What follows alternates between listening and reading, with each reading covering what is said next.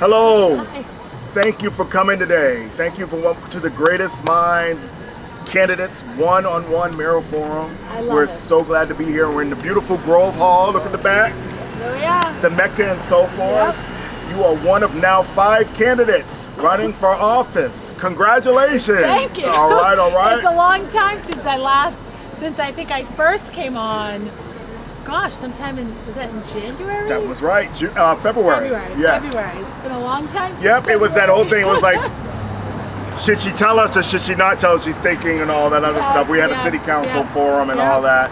So we're glad you're So in then it was office. definitely in early January, That's because right. I didn't announce till the end of January. Congratulations. So it wouldn't have been February. Thank you very much. So I first thing, appreciate all right. What did your kids say when you said, and your husband say, the first thing and your family say when you said, I'm gonna run for mayor?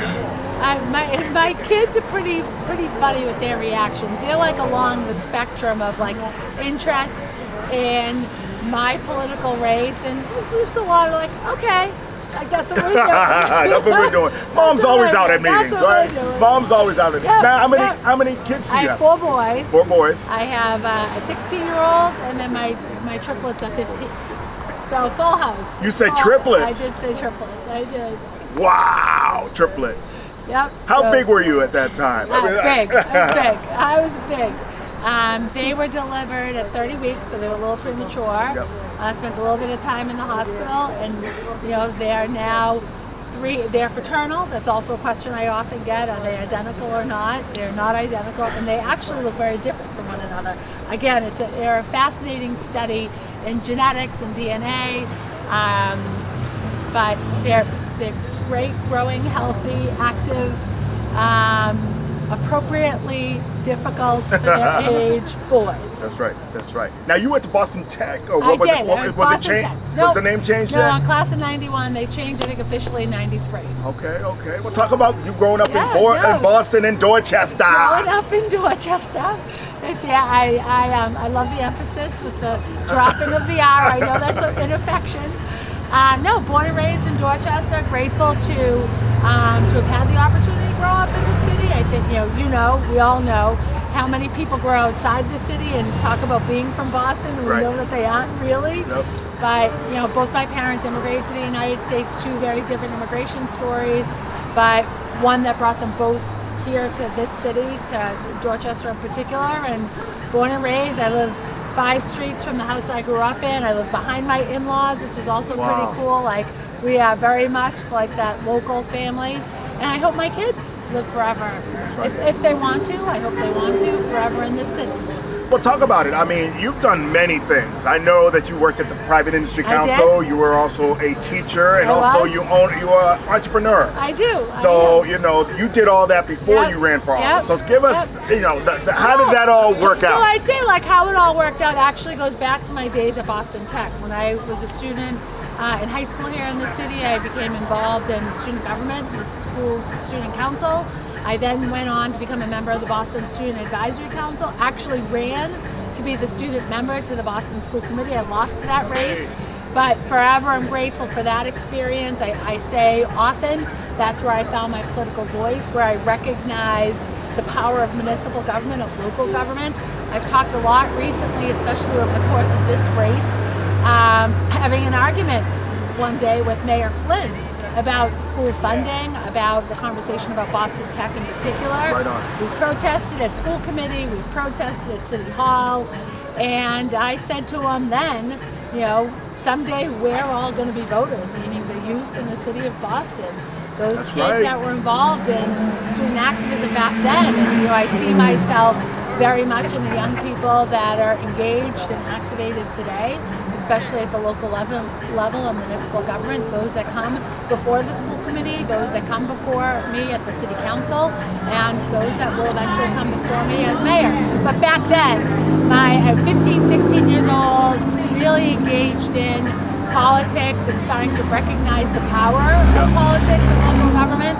So I went home and said to my father, I think someday I'm going to run for office. And he said to me, and I've talked a lot about this, especially in the last year or so, an Arab girl with an Arab name will never win anything in this city. And that was my father's story. That was my father's immigration story and his experience coming to the United States as a young Arab Muslim man.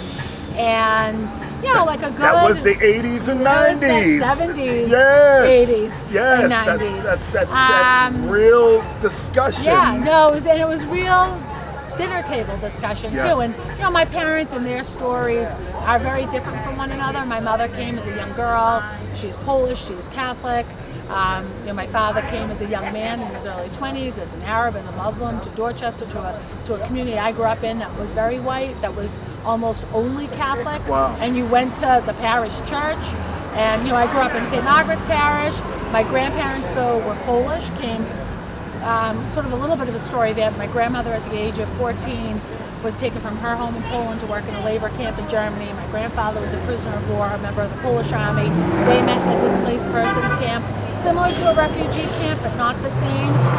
That's where they met. That's actually where my mother was born, in Germany, eventually immigrated to the United States when she was little. I'm grateful for the opportunity that they gave to me. My grandparents play a really important role, significant role in my life growing up. And so they were a member, that long story, they were a member of the Polish church. So St. Mary's, or Our Lady of Częstochowa, which is just over the bridge in South Boston. I'm still in the Polish triangle. None of that is by accident. That's my right. grandparents being Polish. So for my dad, though, coming to this country, finding my mother, meeting my mother. We're going to talk about all that. Yes, we do. She's going to make it happen. There you go. Yes, we are. So, Welcome to Grove Hall. Thank you. So we see your name, yes, all right? Yeah, well, and that is not a Polish name. All right. Just walk us through what, were you named after somebody? Yeah, that's a great question. So, there's actually an interesting story behind it. So my parents, my mother, for all intents and purposes, American. My dad, a foreigner. There was some debate. I'm the oldest child. Will she have an American or a Polish name? Will she have an Arab name? And so my parents came up with this. We don't want to pick either culture, ethnicity, religion. Let's make up a name. So my grandmother is Anna, my Polish side, and my grandmother on my father's side is Nafisa. So my father said, we'll make up a name, Annissa. It's my father made it. But it is why, appropriately spelled, Annissa actually only has one N. But then you'd have to, where does Anna come from? That's right. So it's Annissa. That's it. But for me, name says a lot about you. It's not all about you, but it says a lot about you. It certainly shares part of your story. It's why I've kept the Annissa and the Essaibi. And on occasion, my husband will get poked at. They'll say, is she going to be Mayor Essaibi or Mayor George? And my husband says if she has it her way, she's Mayor Essaibi. All right. But my real name is George Greenidge. All right, that's the name. So I like a Mayor George. All right, we'll like a George. But tell us, you picked the color pink. I did. Why the color pink? Well before right. hot pink, and I will say hot lips pink exactly. Okay. Became really the color or the symbol of women power. The true color, I think, of feminism, and the true color of, I'd say, empowerment, especially for women, especially today at this moment. So the hot pink actually comes from my small business. I own the Stitch House, a knitting and sewing shop in Dorchester. And when you decide to run for office, one of the first things you do is you pick what are my colors going to be? What is going to, what are people going to see and identify with me? And I knew, right away I wasn't going to use sort of the traditional red, white, or blue. Yes. Or, in Boston we've got a lot of Kelly green. Yes. I love the color green. I'm wearing blue today. I do love the color green, but, I wanted something a little bit different. Chart my own path. And I was in my shop when I was debating this. I own a lot of pink. I love the color pink. This is not like soft pink. This is strong. Right. Pink. And I said, I could do the pink. Why not do the pink? So that's where it came from. And This has always been your color. It's always been my color. And I got some criticism early on saying it was too feminine, it was too girly, it's too We've seen your sign a mile away. Yes, you can. Yes, you can. All right. I said, first of all, it's a sign. It's not, that's all it is. when I won my seat in 2015, I got some criticism about painting my walls pink because there's one of the things we can do when we move into our office. Oh, okay, all right. When we move into our office in City Hall, it's concrete. Yes, ugly. But there's a portion that you can paint. It's plaster. Yes. So there's sometimes a story behind the color. It's usually related to your campaign. I said, oh no, I'm going to do my pink. It's pink. It's the Benjamin Moore color. And I got a little bit of grief because they thought it it minimized the work that would happen in that office. And my response has always been, it's paint. It's not policy. It's paint. Like, if we're going to have disputes about a color, we get other things to focus on. You are an at-large counselor. You won fair and square. That's the color. I'm going to pick my color and so forth. Next question is a real clear question. I want you to look right in the camera, all right? Why should you be mayor of the city of Boston today in 2021? This is your time to Chip, shine. It's a great question, and it's one that we get asked all the time on the campaign trail. I want to be mayor of this city to use my years of experience as a counselor, my 13 years in the classroom, my time and experience building a business, raising a family, growing up in this city, to lead this city. We are at a really difficult time, a challenging time, a time of great conflict in our city and in our country, and we have to work together to get to that other side. And I look forward to and believe that I have the skill set too and the experiences to lead this city through this difficult time when we think about just the challenges across our society, across our systems of care and how we deliver those systems, whether it's for, as the gentleman walking by talked about, our seniors, our young people, our families, those that are experiencing homelessness and substance use disorder. We've got a lot of work to do, and I believe that we can do that work together, and I want to lead that effort. I want to lead that charge. Great. 4 hot button issues as always. Boston Just Public, 4? I'll give you 4, all right? We haven't got much time. We know you're in a very busy schedule, but Boston Public School, education, what is going on in your eyes, and what are some ways that we can fix it to kind of get people back in the classroom or moving toward that? We know the Delta variant is real. I mean, I've taken my shots. I bet you have as well as someone on the campaign trail. What do you think was going on with the Boston Public Schools, where we're at and where we should go? Well, I'd say first, very simply, we continue to fail too many of our kids across the district. We have some wonderful things happening in every one of our schools, but still, too many of our kids have not been able to experience that success, reach those levels of achievement, engage both in their academic curriculum and the athletics and the enrichment and all these other pieces.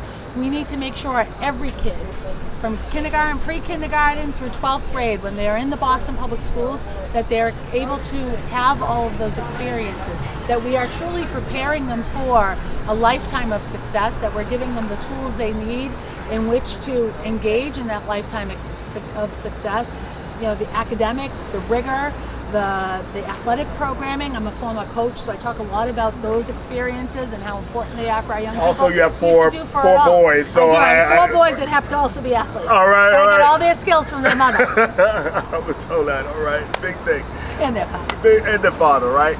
Next thing on the question is about affordable housing. Yep. Where are we at? And I at? actually say, education has to be central to everything that we're doing, and certainly in my wheelhouse and in my skill set and my experiences. But we have to have a city that is affordable for everybody. It's too expensive for too many people. We've got work to do. And it's about defining what affordability means, and it means something different for every one of our families across the city. And that we're also providing the types of housing that's also affordable so that families can call this city home, that our older residents, our more mature residents, I just this afternoon came from a visit with some seniors we were talking about the appropriate way to refer to them because they're our more mature residents, but they also want an aging community. They should also have opportunities for affordability, rental, and ownership. And we can't leave our older Bostonians the same way we can't leave our younger Bostonians out of that conversation.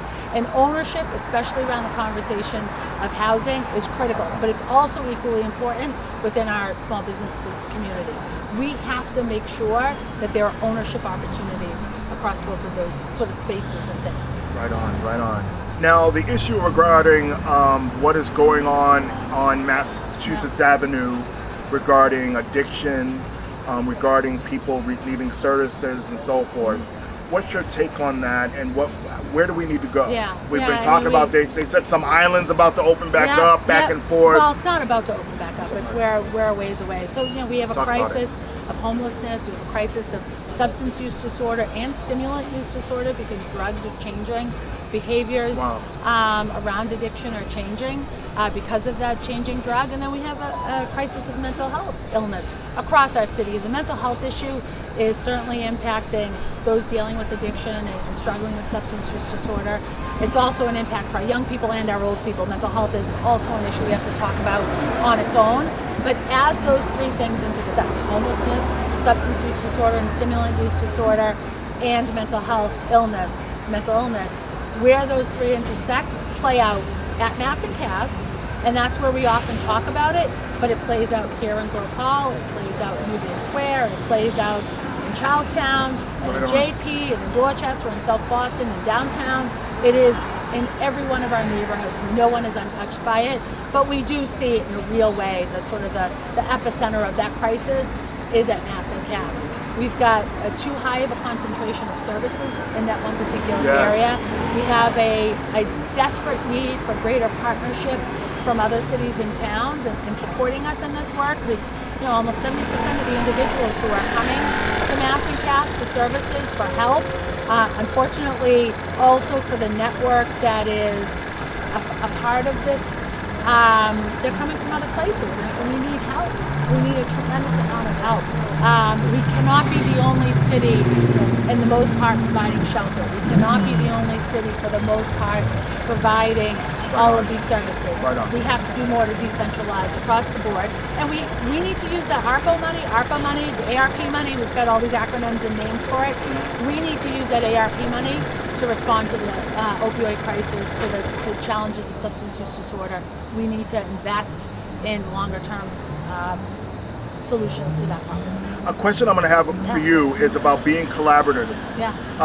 How would you say you were collaborative with the city council now, and also with the former Mayor Marty Walsh's office? What would you say? So I describe that work and that collaboration and that partnership using, and I hate to do this because social media is both a tool and not a hindrance, but I use this hashtag, government is a team sport. We have to work together if we really are going to make strides and gains in this work. And that's about colleagues on the council working together, working with the mayor, working with the state legislature, working with our federal partners, but also working with, whether it's government agencies, but also working with nonprofit agencies, working with community. We have to do this work together, because alone, even as mayor, holding the power of the mayor's office, controlling the levers, and being able to make certain decisions, even at that level, you can't do that work alone. None of it can happen alone, because you will never be able to have a comprehensive plan. You will never be able to have a big enough and significant enough response. Right. And you won't have the right people at the table. I have a certain level of expertise, especially around education. Right. Certain expertise around the needs of our families experiencing homelessness. But in the work of the city and the work of municipal government, we have to have people at the table helping in every one of these efforts. Because if we don't, we'll make these little itsy-bitsy improvements, but nothing sustaining, nothing that really impacts an individual's life for the long term. That's good. So you have working relationships with the State House and others as well? Yep. All right, that's excellent. Anything you want to share? Before we ask people right around here, we got unscripted questions. Yay! We've got a fantastic city, and I am, proud to have been born and raised in this city, and excited to lead this city. Both, thinking very constructively about the challenges that we have and the deficits we have, but always trying to use a positive sort of growth mindset. Former educator, right? Right on. Work with my kids. We've got to think positively about our future, recognizing the real issues, but figuring out ways to do it together.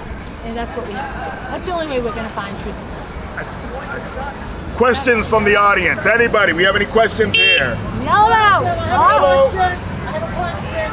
Please. Hi. How are you? Come on up. Say hello. This is like The Price is Right. I love All right, come right up. Come right over here. Come right over here. Come right over here. All right. Ask your question. All right. Okay, Fine. so hi Nisa. Hi. I want to know if the Boston Employment Commission decides to have sanction on these contractors and developers that are not in compliance, are you going to approve for them to be sanctioned? Absolutely. We need to Recorded, make right? sure, it's all recorded, it's Facebook Live too. We need to make sure that those that are doing business in this city, those that are building our city, are fulfilling their commitment to our city's residents. We also need to make sure that we are providing talent. We have the people in this city that just haven't been cultivated in the way that they should be. You know, Madison Park is one of the 3 promises I've made on the campaign trail, that within my first 100 days in office, we'll have a strategic plan around Madison Park. And that's around providing and training for a workforce, both in the construction trades and culinary arts, which are 2 fantastic programs that need more support at Madison, but also around advanced manufacturing, the green economy, financial services, the healthcare industry, and so much more. Our greatest opportunity for our city is, the future of our economy, which will be strong if we can cultivate and grow and train our own talent, our own city's people, and that goes right through Madison Park. And that's housing? a real opportunity for What us. about affordable housing, No. gentrification? Yeah, Did you ask some questions Yeah, already? we've talked a That's little bit good, about that's housing. good. But the one way to stem the tide of gentrification is to create greater opportunity for home ownership. And how do you create home ownership? You need to create wealth for individuals. That comes through economic opportunity. What about- All of these things are. Hold on, we gotta get one. I'm gonna get it over here. I know you're gonna get. You know I you know take you over. wasn't gonna- all All right, come right over, please, both of y'all. Right here, young lady. Come right up. Come right up, young lady. Young lady. Go ahead. Oh, Go ahead, come on up. Come on over. How I are you? live on Hartwell Street.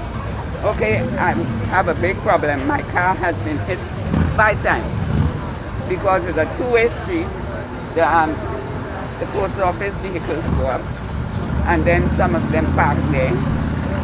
So there's a driveway just She's before. the city council running for mayor. You can ask her the question. Ask her. Okay. And I was hoping that you all could make it a one-way because it's 3 streets. This is Harvard.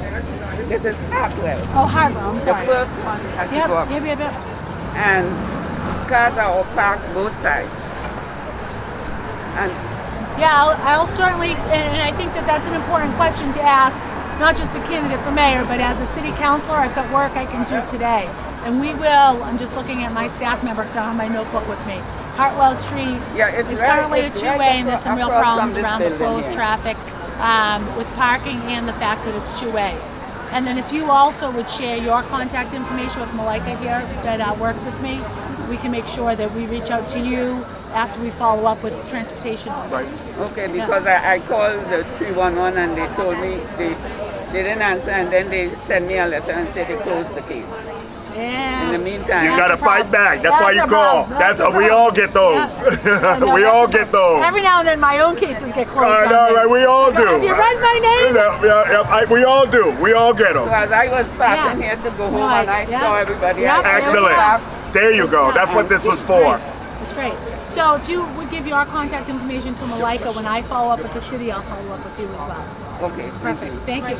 Okay. Thank you. A question I have for you is constituent services. Yeah. All right. How would you rate yourself in constituent? I'm gonna ask every candidate. I would ask any candidate that. I would say, as an at-large counselor especially, because Yeah. a lot of the constituent services generally do go through the district counselor's office, I would say for many of our residents, we become sometimes the first call, but always the second call. And I'm proud of my reputation across the city of Boston in every neighborhood of being in office. Right. Because it's not me necessarily answering the phone, but I've got a great staff, and we work really hard to be responsive and responsible to constituents when they call in for issues around transportation, issues around sort of trash pickup, issues around street lights, and we get, and just because it's been a big part of my work, needle disposal, and Right we've on.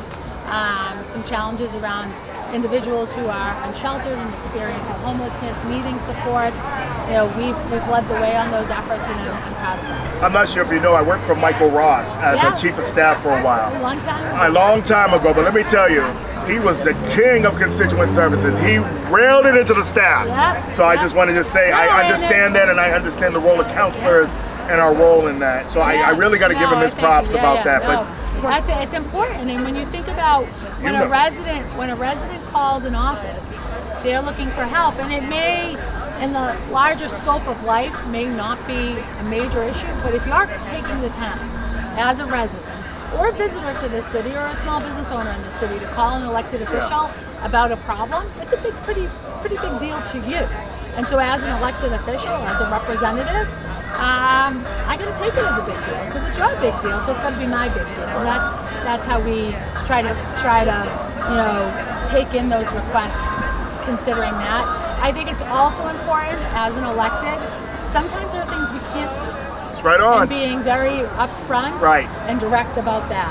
Or, and what I always say to my team in my office, if we can't help a constituent, we make sure that we are doing a warm handoff. We aren't just simply saying, can't help you on this, we got to find the person who can help. And I know you've gotten some, as all counselors do, get some doozies. some great emails that are number one about stuff. I have a couple more questions because I know we do need to go to another event. Please come right up. Come walk up.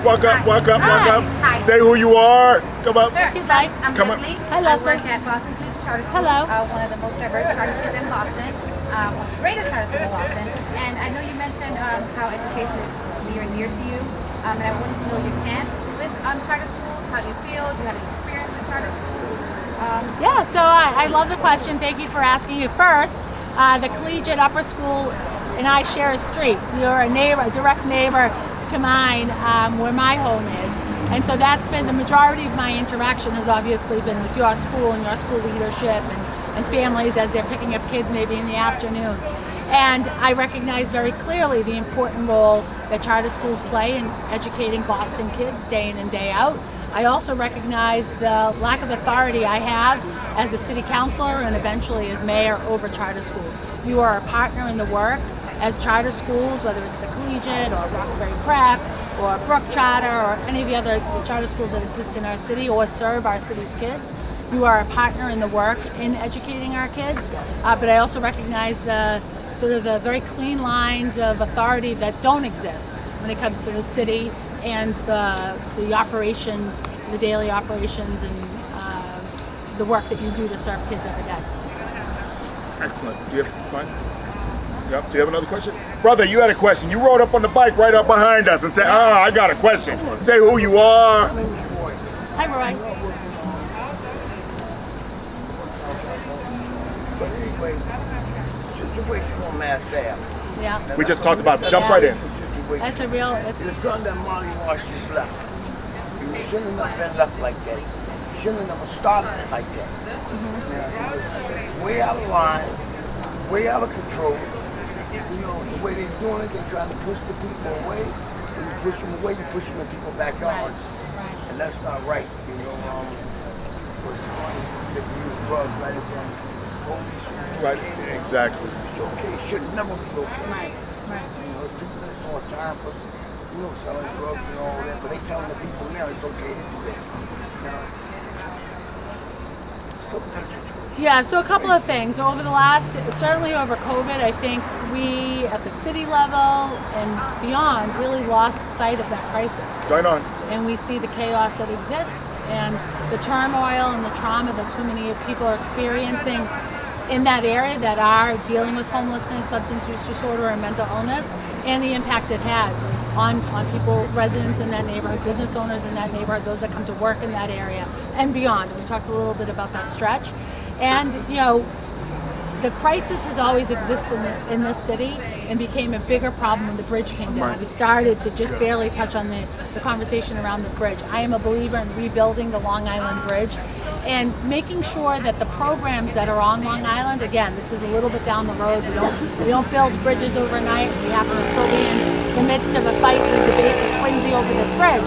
But what I envision for the island is longer-term care, longer-term programming, both detox and recovery, workforce training, work around mental health, work around family reunification, work around reconnecting with one's social network, not a night shelter. And that's what a large part of the island used to be used for. It was just simply a night shelter where we hid people.